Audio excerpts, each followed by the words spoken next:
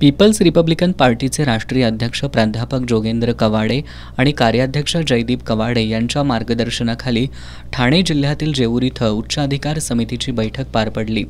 या बैठकीत पक्षानं कोल्हापूर जिल्ह्यातील 2 जागांसह राज्यातील विधानसभेच्या 31 जागा लढवण्याचा निर्णय घेतलाय।